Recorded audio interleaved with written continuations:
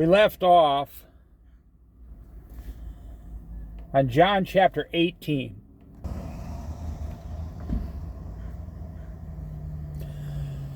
When he, Jesus, had finished praying,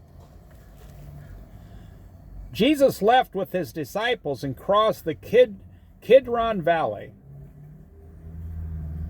On the other side, there was a garden, and he and his disciples went into it. Now Judas, who betrayed him, Judas betrayed Jesus, knew the place because Jesus had often met there with his disciples. So Judas came to the garden, guiding a detachment of soldiers and some officials from the chief priests and the Pharisees. They were carrying torches, lanterns, and weapons. See, Judas betrayed Jesus. He sold him out for 30 pieces of silver. And he had a signal. It talks about it in another book, one of the other Gospels. He had a signal. The one I kiss is the one, Jesus. Now, this is very interesting. Jesus, knowing all that was going to happen to him, went out and asked them, "Who is it you want?" Now, I find that to be very funny. I mean, it is kind of comical. Jesus knows who they want. But two things are happening here. Jesus is showing his ultimate authority over all things. And number two, in my personal opinion, Jesus is showing that he's not nervous at all. If he was nervous, he would have ran away. No, he's sitting there very calm. And number three, he's giving the soldiers a chance. He's giving them a chance to be saved and not do what they're going to do. Now, soldiers, they're full of fear.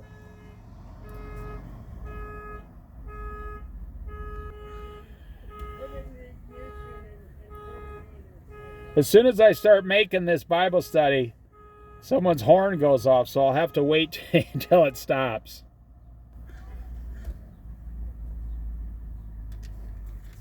It's 2025, and you think the world's ready for artificial intelligence? They can't even figure out the alarm on their car. And you're ready for artificial intelligence to control your whole life? When you can't even, maybe artificial intelligence can teach you how to use the alarm on your car. Jesus of Nazareth, they replied. We're looking for Jesus of Nazareth. They're talking right to him, and they don't even know who they're talking to. It'd be like a bounty hunter going to arrest someone, and they don't even know who it is. They're sent out. I mean, Jesus is, everybody knows him. He's popular. Everybody, who is it you're looking for? They said, Jesus of Nazareth. Like, they're looking right at Jesus like, have you seen him? We're looking for him. And right here, you should be very happy about one thing. I'm very happy that Jesus did not shrink back, and that he allowed himself to be crucified on the cross for the forgiveness of my personal sins so I could be saved eternally and go to heaven. I'm very happy about that.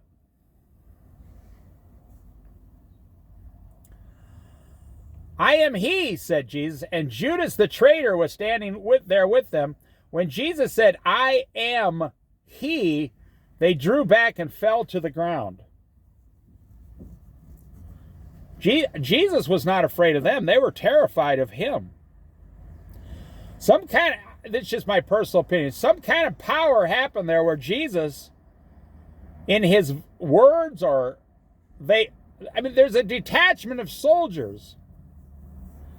And I don't mean to take away any respect here, but it was almost like a Monty Python skit, you know, where all the soldiers fall back on top of each other with all their armor and shields and swords, and they all fell backwards. Every one of us has fell backwards at least once, at least even as a child. And you know how disturbing it is. You can't, there's nothing to catch yourself. And then I'd hate to be the guy on the bottom of the pile. All the other soldiers fell on top of this guy. Who is it you want? Jesus of Nazareth, they replied. I am he, said Jesus. And Judas was with them, and all the soldiers fell down backwards on top of each other. Again, Jesus asked them, who is it you want?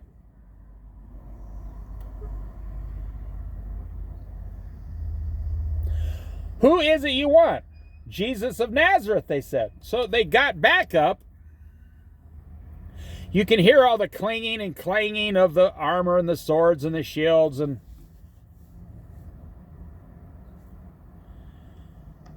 it's nighttime and it's dark. Jesus answered, I told you that I am he. If you are looking for me, then let these men go. This happened so that the words he had spoken would be fulfilled. I have not lost one of those you gave me. Right there, Jesus just fulfilled another prophecy. Then Simon Peter, who had a sword, now Simon, here he goes. You got to give Simon credit, boy. This guy was fearless. He was a big, bad fisherman. Probably big, huge hands, calloused hands. Simon Peter had a sword, drew it, and struck the high priest's servant, cutting off his right ear. The servant's name was Malchus, Malchus. Once again, Simon wants to do Jesus' job. He pulls out this sword, either comes up or down, cuts off the entire right ear of this servant.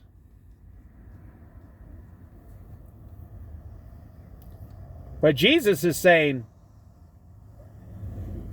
no, I'm going to gladly go to the cross. So listen, Jesus commanded Peter, which means he probably started speaking to him sternly. Put your sword away. Shall I not drink the cup the Father has given me? Yeah, I'm telling you, if you want to impress God the Father, just do what he gave you to do instead of doing what the world wants you to do. Stop living for the world and start living for what God poured in your cup today. Whatever God pours in your cup today will be perfect for you. And it will be the best way to glorify his name. Whatever you think you're going to go out into the world and get, and then pour in your cup, that's going to destroy you. What you are really looking for as a young man or a young woman, or middle-aged, is complete calmness and peace all the time like Jesus had. You're not actually looking for some fast food or cigarettes or booze, or you only use the things of this world trying to make yourself calm and peaceful and happy. And everything God pours in your cup is free, no charge. Everything the world convinces you to go out and tackle and wrestle down on the ground and take it home and throw it in the oven, that's not free. That costs a lot of money, a lot of pain, a lot of anxiety. Now, you guys know, anyone who's listened to this channel for a long time, I'm a Christian of simplicity. My whole life I've been following the Lord's made my life simpler and simpler and simpler and simpler. And I'm so happy. I see all these thousands of major problems in America right now. And none of them affect me. I don't own a lot of possessions. Everything I own in retirement with my wife would fit in a 6x8 U-Haul trailer.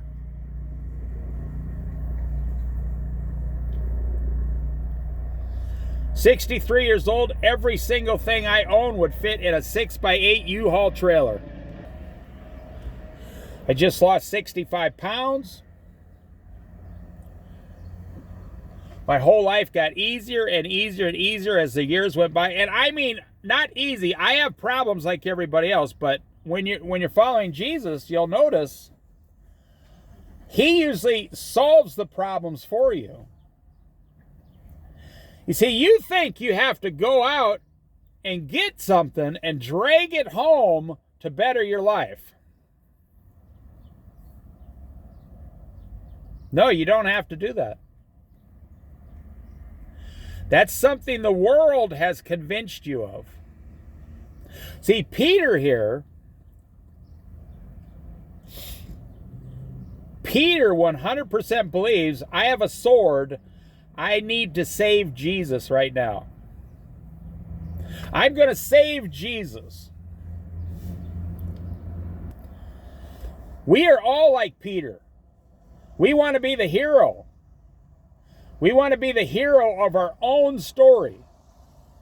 And listen very carefully to what I just said. You want to be the hero of your own story that you designed. But this isn't your story. You're living as a Christian. You're supposed to be living as a Christian to glorify God's name and live in a way that glorifies God's name.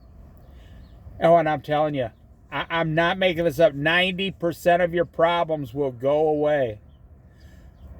When you impress God the Father, not that you're trying to impress him. He can't be impressed by you. That's a bad way to say it. But when you're doing what he says, I believe God is very pleased with you. That's a better word to say.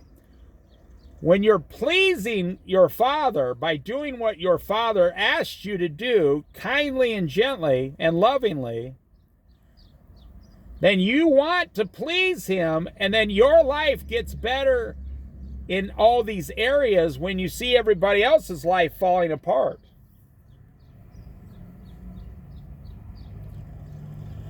I saw a video of a 95-year-old lady some time back. She was a Christian. She just talked about Jesus nonstop. And they says, well, if I could ask you, how are you going to handle your death?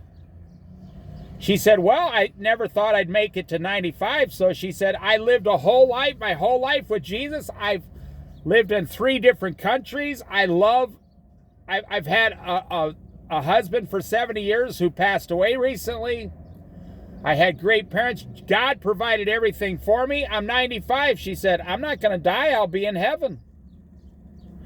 She said, it'll be like going on vacation. I'll be able to see all my loved ones that went to heaven before me. Now, she meant if you were saved. This wasn't her first Christian rodeo. And the young person interviewing her, I actually thought it was one of her great-granddaughters, was interviewing her for TikTok or Instagram or something.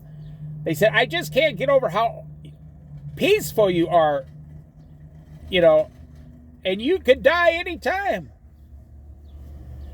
She said, that's because of Jesus. And that was an example of a lady who just lived, 85 years. She probably started out when she was 10 years old for Jesus Christ.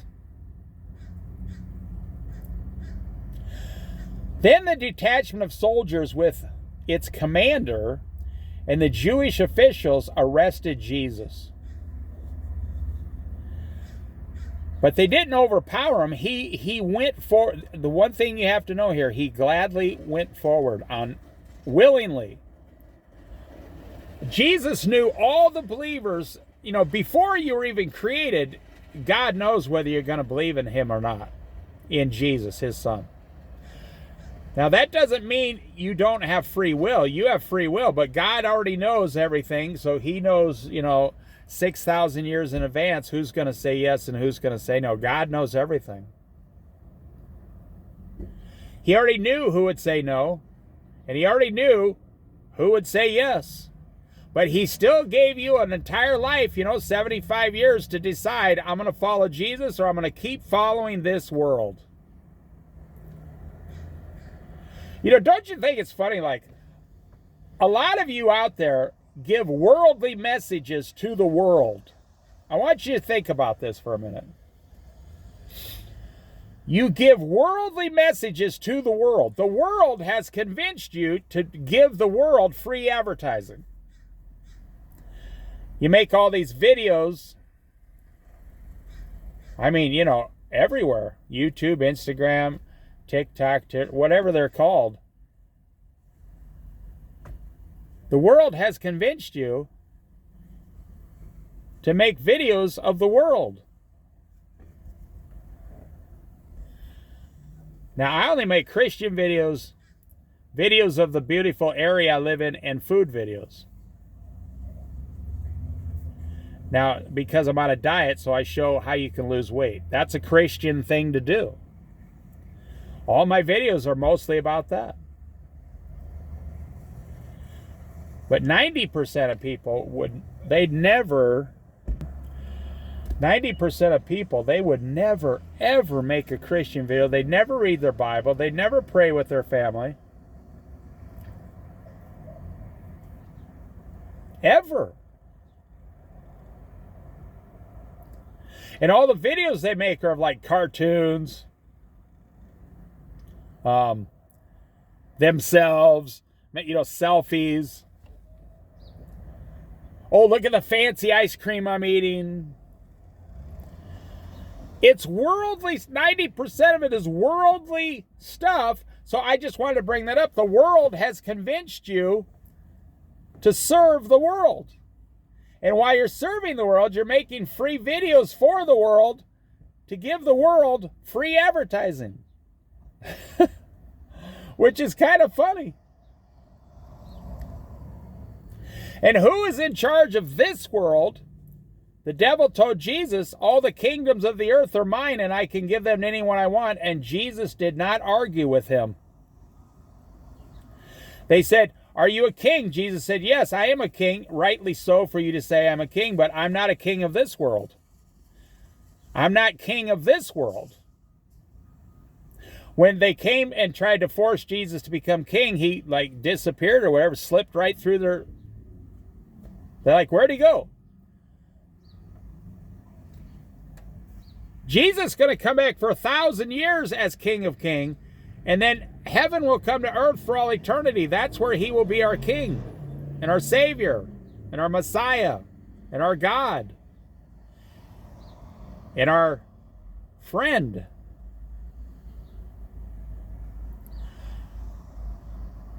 They bound him, Jesus, and brought him first to Annas, who was the father-in-law of Caiaphas, the high priest that year. Caiaphas was the one who had advised the Jewish leaders that it would be good if one man died for the people. So we're going to stop right there. I just made a video of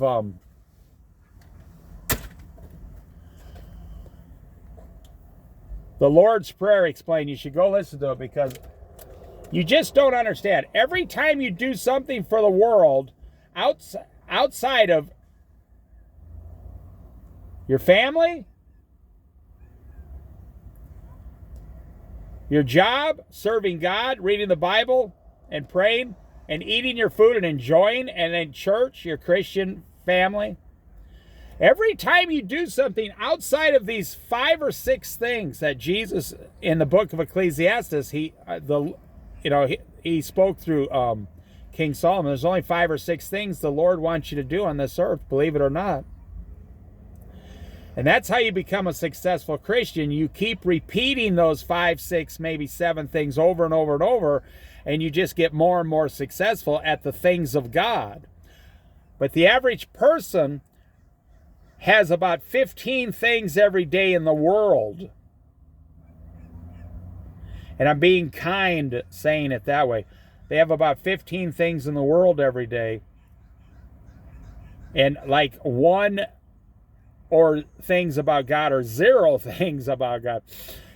And you wonder why your life gets more and more and more confusing, more confusing, because you're chasing the confusion. You are chasing the confusion. Especially in these last days. You see this little, the world, the tail. The world has a tail.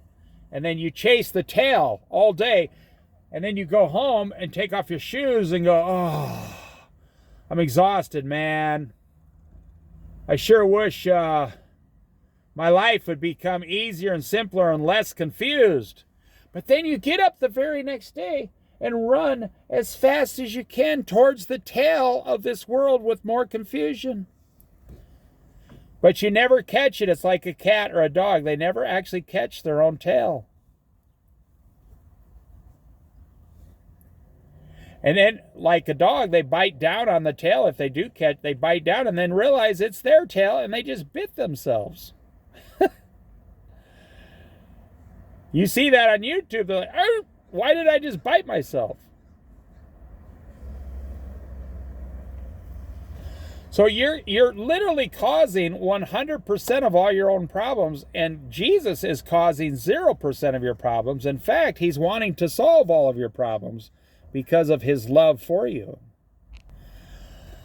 I went to a small store here recently, and there was a lady at the cash register. And she was there, and I was the only customer in there at the time. And she was ringing something up. Now, this woman had been at this place for 10 years, and they said now, because they don't have enough employees, she has to work 6 days a week, mandatory, 48 hours a week with overtime. It's mandatory. She said she'd been doing it for like 10 or 12 weeks. She was only about 45 years old, or 50 at the most. She looked exhausted. She looked exhausted. So she's 45 or 50 years old, completely wore out, completely exhausted, and she still has 15 years left to pay off her house.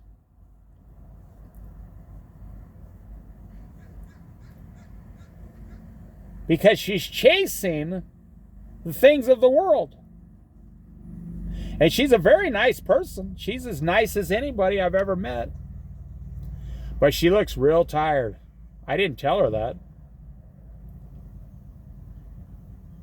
She said she gets 1 day off a week. And on that 1 day, she has to do laundry, cooking, cleaning, grocery shopping.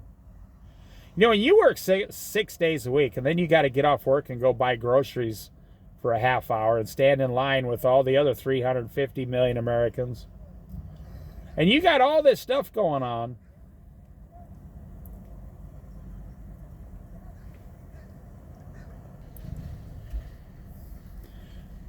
this is one of the main messages I have on this channel. If you stop following the world and start following Jesus, in 6 months, you won't even recognize your life. It'll be that much better. But you got to do it every day for 6 months. Now, what's the alternative? The alternative is you're going to chase the world for 6 months every day. And you know what you're going to get at the end of that road? You're killing yourself out there. And I always stand amazed at how stubborn all of you are, and you refuse to change. You absolutely refuse. It's been 20 years, 30 years, 40 years. You completely refuse to better even your own life. That just blows my mind.